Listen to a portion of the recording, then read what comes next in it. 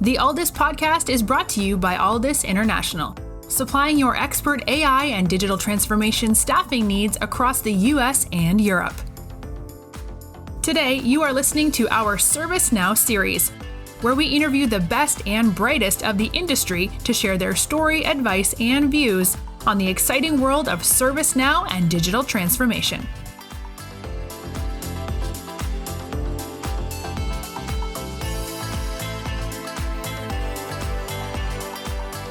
You're listening to the Aldis podcast. I'm your host, JP Valentine.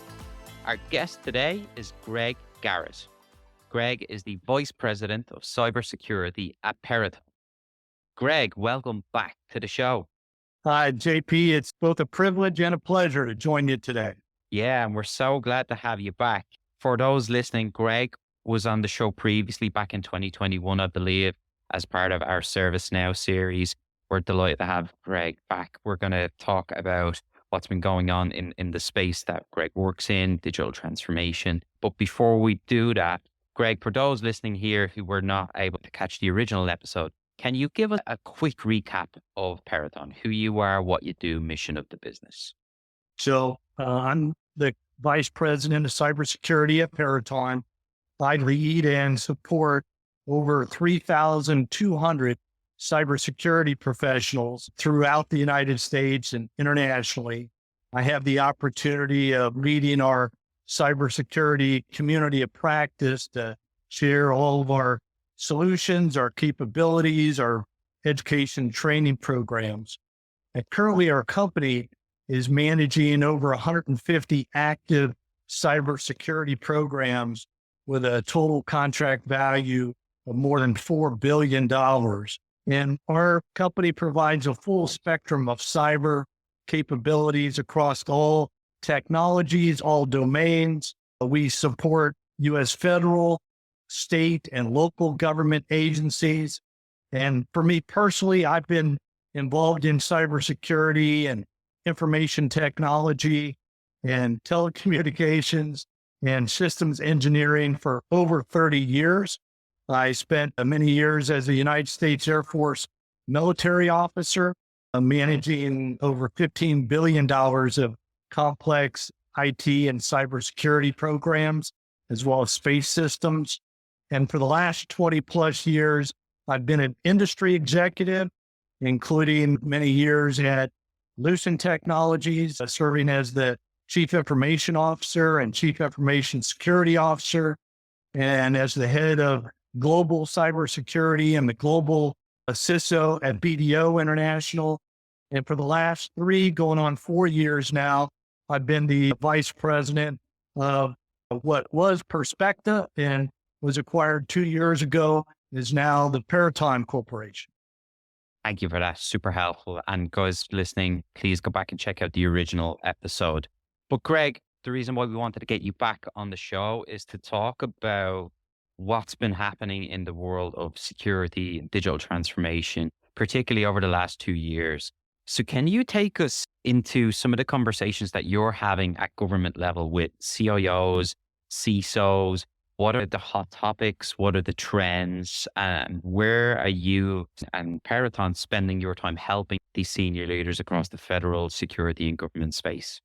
So JP, that's a great question and has a lot of, I'll say, component parts, right? One of the things I'll share with you is as I have the opportunity to talk with senior government executives, what I hear very consistently is that their workforce is extremely challenged. And I mean that from the standpoint that they just don't have a sufficient number of people to be able to manage the growing number of cyber attacks and the growing number of cyber intrusion attempts, as well as the level of sophistication. Sonic Wall publishes a global cyber threat insight report basically every year.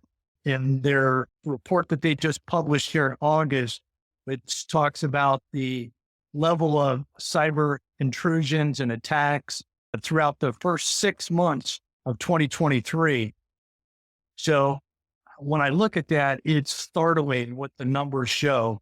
It shows that on a global basis, that there's been a 21% increase, going up to 3.7 trillion cyber intrusion attempts worldwide, 37% increase in Internet of Things malware.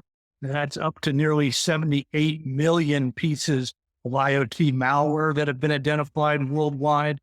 There's been a 22% increase in encrypted cyber attacks.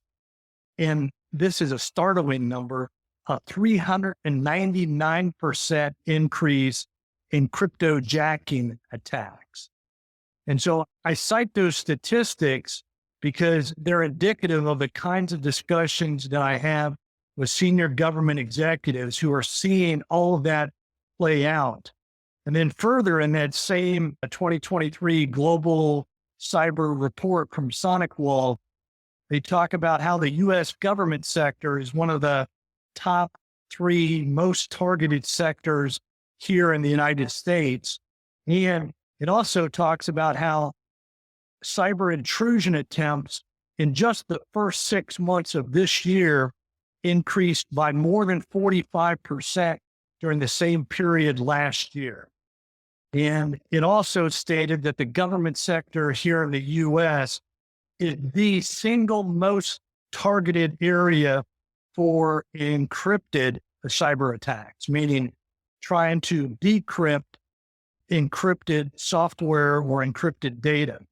So it just makes it an extremely difficult place to have data security, data integrity, and cyber resiliency. Does that make sense? It does. Those are some incredible statistics and numbers, which really speaks to the importance of every government sector, federal organization to be up to speed, modern with their tech stack, make sure they have the appropriate levels of security, which I know is where Peraton are helping these groups and divisions. When you look at the current landscape for the public sector, what are the biggest challenges that you see the various branches of government? It could be small municipal up to large federal. What are some of the biggest challenges they face in getting to the point where their technology infrastructure and security is to the level that it needs to be? Another excellent question, JP, and one that really gets to the heart of the challenge. It's always about people, it's about technology, and it's about business process and partnerships, at least in my experience over the past 30 plus years. And I'd say that's consistent. The number one concern, as I mentioned earlier, that I hear at the federal, state, and local government level is the cybersecurity workforce. The shortage of experienced and skilled and properly certified cybersecurity professionals. But here in the United States, JP, there's more than 750,000 open jobs in cybersecurity. And that's just here in the United States. There's more than 3 million worldwide. And within the federal public sector, there's over 100,000 jobs currently available for qualified cybersecurity professionals. I mean, that gives you an idea of the level of the challenge that they're dealing with. Yeah, the level of challenge, but also a huge opportunity for people in the broader workforce, because there's a real need. It's ever growing. The demand is outpacing the supply year after year, as we need to get the message out there that this is a place where you can have an established career for a long period of time. And I know Peraton are doing great things in the space, amplifying that message already. Oh, you're absolutely right. And really, from the workforce theme, I would touch on a few others. The second is tied to the workforce, and that's the need for security orchestration, which is really sharing information across the government agencies and from critical infrastructure industries to the government agency, so we can have a whole of government and a whole of nation strategy against these global cyber attacks, and the need for increased automation, be able to bring in more artificial intelligence, AI, and machine learning to really be able to respond more rapidly and more effectively to these cyber attacks as well as being able to enhance the data analytics. I would say, if I could, JP, too, one of the other big challenges that I hear from these government executives is how much money that they have to invest each year in what I'll call maintaining a lot of their legacy information technology systems, just to try to keep them operational and as secure as possible, while at the same time trying to modernize those systems, and in some cases then replace those systems. The analogy of flying an airplane while trying to change out the wings. Yeah. I'm so glad you brought that up, because I know that's something that's particularly relevant to our work at Aldis in the federal space. We spend a lot of time working with federal organizations talking about the needs to have a modern tech stack and infrastructure. This brings up ServiceNow, which I know we covered in the previous episode. There's an ever growing demand for ServiceNow in the federal government space for those points that you just mentioned. Before we move on to some of the other stuff we want to talk about, over the past 2 years, what have you noticed about ServiceNow within the federal and government space, just its increased functionality and how it's helping these organizations go from legacy to modern so that they can then build a modern security layer around the modern tech stack? Building off of the discussion we had last time, ServiceNow is a great strategic business partner of ours at the Peraton Corporation. And we work very closely with them around especially their information technology service management platform.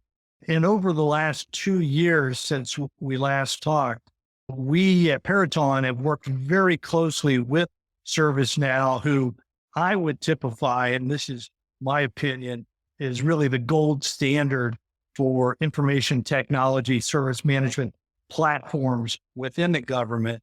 We worked closely with them to help them enhance their 4 cybersecurity modules within their platform. And we've done that.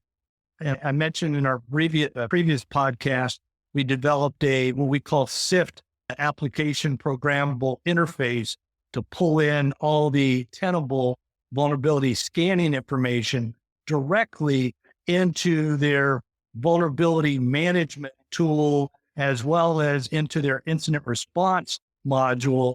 So there's more integration in real-time assessments, as well as pulling that into the compliance module, so you can have a more rapid capability for doing what we call continuous authority to operate, which is basically making sure you have appropriate security measures on all your software and systems. Now, in addition, we've worked with ServiceNow to operationalize their security orchestration and automated response technology through the use of automated incident response playbooks. We've also helped them operationalize the MITRE cyber attack framework into the NIST risk management framework. And we spent a lot of time with them, I'll say, bringing customers up to speed on how to customize these capabilities within the ServiceNow platform. A lot going on in that space. You are listening to the Aldis podcast. When you're looking to scale your team, or if you are interested in showcasing your company in a future episode, reach out today. Or if you're in the market for a new role, visit our website to view open positions, www.aldis.com. Greg, I want to spend some time now talking about some of the more interesting aspects of what's happening at Peraton. You and I were talking off air about Peraton's history within R&D, long-standing, some incredible innovations within technology that has impacted the federal government and security space for many, many years. Before we talk about the exciting R&D that's happening right now, could you maybe give us a bit of a summary of some of the cool and interesting standout R&D projects that Peraton have been a part of and responsible for, which has ultimately landed into production and development in the government space? And then we can talk about some of the more cool stuff that's happening today for the near future. Peraton Labs is what I call the crown jewel of the Peraton Corporation. And within our 18,000 employees worldwide, We have over 500 of some of the sharpest scientists and engineers in the world working at Peraton Labs.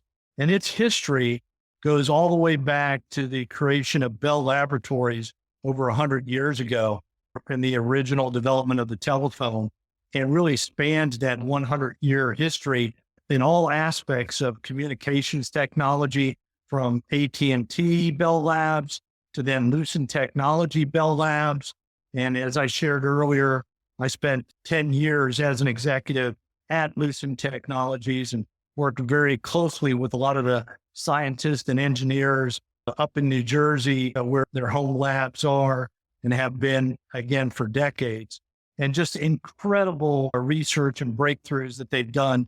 Some have been government funded research and development for organizations like the Defense Advanced Research Projects Agency, or the U.S. Army Research Labs, or U.S. Air Force Research Labs, or the Intelligence Advanced Research Projects Agency. And some have been internally developed, what we call IRADs, Independent Research and Development Projects, that the company has done to really just advance the technology. Today, Peraton is very proud that we are the #1 provider of cybersecurity research and development for applied research and development, and have really developed some incredible technologies and tools that we've shared with the government and with a lot of the critical infrastructure industries.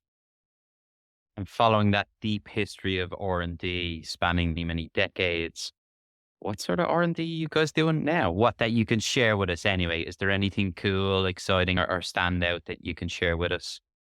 Look, JP, I could talk all day on this topic, but I'll summarize a few, and you may have to cut me off. But look, I'll tell you the name and tell you a little bit about it. And for each of these, there's publicly available information that you can go to the Peraton Labs website to learn more about. And some of them, there's even YouTube videos on. So we're trying to get the information out about these technologies and tools. So the first one I'd like to mention to you and your audience is called Energy Defender. And Energy Defender is a part of a suite of tools that we have under what we call Secure Smart. And we've developed this toolkit, you might think of it that way, for industrial control systems and critical infrastructure industries like energy companies, power companies, water, gas, electric companies, really across the board. And under this line called Energy Defender, what it is, think of it as a sensor-based monitoring system that allows us to basically track the operational technology and the industrial control system devices from their operational capabilities, as well as the information flow in and out of those systems at the metadata level to see if they're being attacked, whether any infiltration is being made into those systems, and if any impacts are being made on the operational use of those systems and or the exfiltration of data. And so it's a fairly complex system, but fundamentally it secures our water supply, it secures our electric grid, it secures a lot of our critical infrastructure. And again, we've deployed that technology of Energy Defender in numerous industrial control system companies across the nation since 2017. And that's so important because as we think of the future warfare, attacks on critical infrastructure, unfortunately, is part of strategy. And we see it happening in other regions right now. So to know that the US has levels of protection already in place is reassuring. So that's good to hear. Greg, you and I were talking off interview, and we were talking about how invested you've been in this space for many years now, spanning several decades. And it's something that is not just your job, it's your passion. We talked about a number of publications and the writing work that you do, research. I believe it's up to 24 different books right now. So you're always doing something behind the scenes. What can you tell us about your latest project? When can we expect something new from you? So look, I appreciate that, JP. Yeah, I'm very passionate about cybersecurity, both in the public and private sector and on a global basis.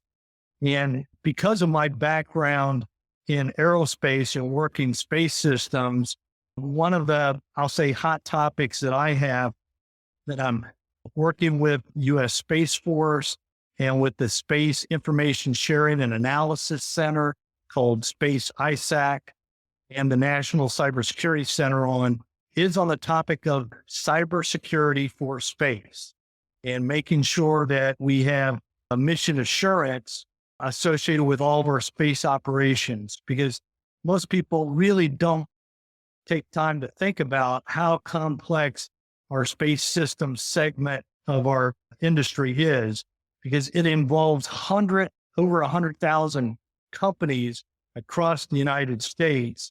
And it's not only the satellites and the rocket boosters and the launch capability, but it's also the ground processing stations. It's all the hardware and software that goes into not only the communications technology, but also the uplinks and the downlinks, the communications with the satellites or other space vehicles. And it's the entire supply chain of all that software and hardware that goes into those systems.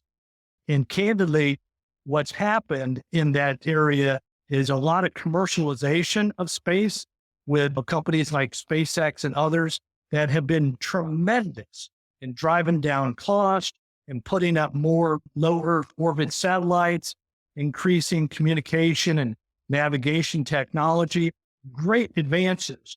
Unfortunately, all that commercialization has created more cybersecurity vulnerabilities to potential attacks. That's one of my hot topics. And if I could, one other I'd like to share just real quickly. Yeah, please do.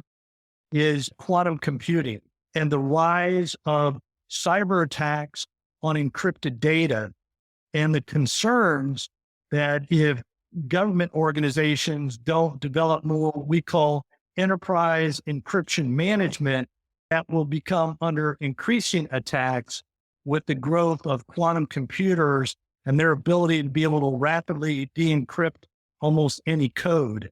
So being able to have what we call quantum safe technologies or quantum resistant algorithms is extremely important. So those are very hot topics that we're actively researching and writing about on a daily basis.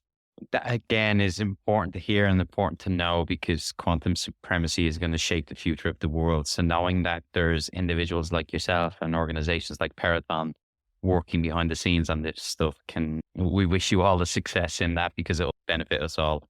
Greg, final question from me then, turning it back to the audience. Peraton is growing constantly, growing rapidly, with an ever increasing need for people in the cybersecurity and digital transformation space. As somebody who's a senior executive leader in the business, you're involved in shaping the strategy of the company as a whole, but you're also involved in the hiring strategy. When you're speaking to people about Peraton, particularly candidates who have a skill set and culture fit that would be a good addition to Peraton, when you're speaking to these folks, what is it that you tell them about Peraton that would get them excited enough to join you guys over some of the other great companies trying to hire, whether it's in cybersecurity, on the ServiceNow side, digital transformation? What can you tell us about Peraton that would make somebody want to join?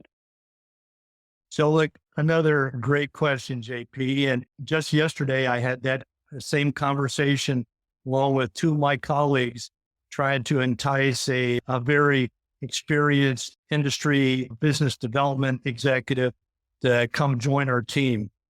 And I'll say some of the observations I shared that I think make Peraton unique is that we're a company that's really focused on what we call missions of consequence.